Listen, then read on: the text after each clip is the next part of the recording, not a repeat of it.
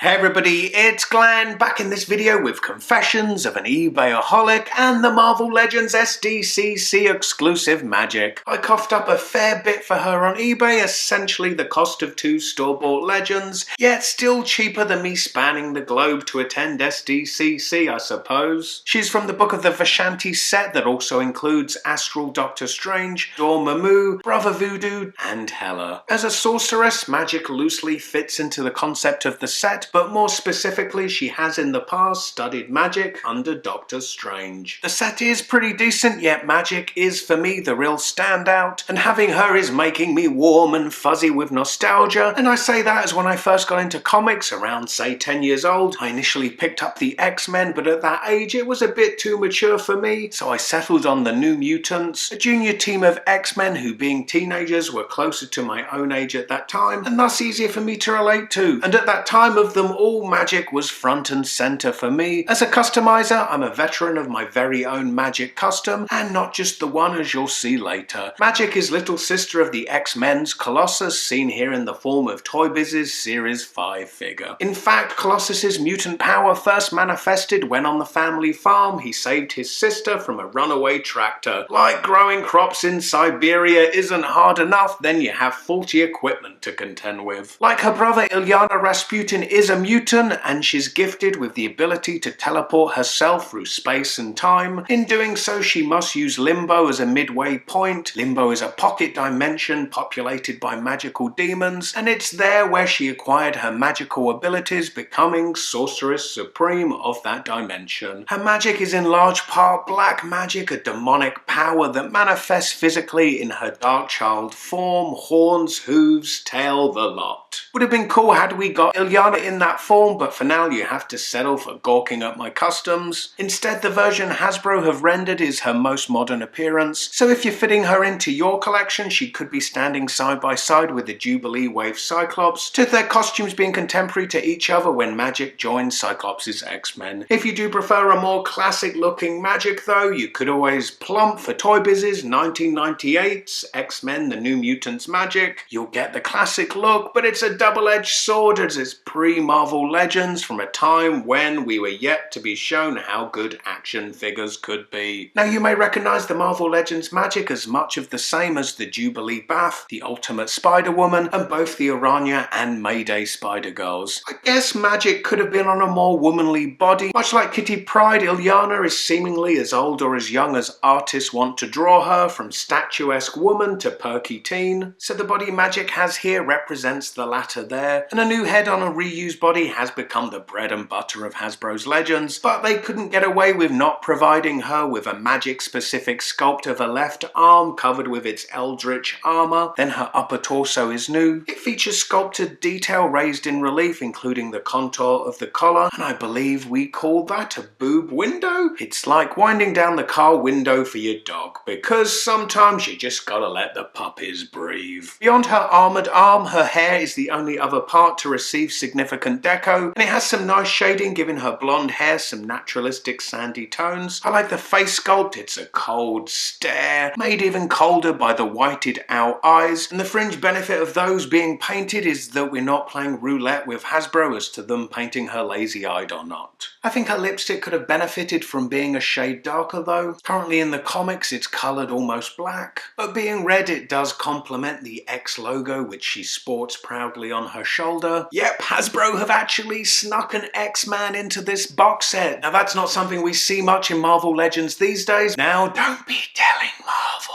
For accessories, she comes with 2 swords, a smaller, more traditional looking sword. It's rendered with a metallic silver deco. Then her soul sword, which as I place my finger behind you can see has some translucence to the plastic it's made of. Both her hands are sculpted to hold them, and the pliability of the plastic makes it pretty easy to work the swords into both of her hands, yet each hand still maintains quite a tight grip on the swords. Now someone more up on the recent comics might need to explain this to me, as Magic's soul sword is, as the name suggests forged not from metal, but from her very own soul, embodying all the magic of limbo. As such, traditionally it has no physical effect, only affecting magical beings and magic users, which is why I thought maybe this smaller second sword she has is for more traditional sword combat. But then I've seen comic art where she's using her soul sword against a sentinel, i.e. not a magical being. So I don't know if that's the result of storyline changes, or just the research of new comic creators consisting of doing little more than skimming Wikipedia. However, I do like the juxtaposition of a diminutive woman and a huge sword, though they do push that a bit too far in some comic art I've seen. It's like she's wielding a surfboard on a handle. With her pose like this, it's probably an apt time to discuss articulation. Her hair with the two strands either side at the front and the flow of it down the back does really restrict the posability of the head. With only the slightest rotation side to side, she's able to look down the tiniest amount, yet not up at all. At the shoulder, her arms rotate.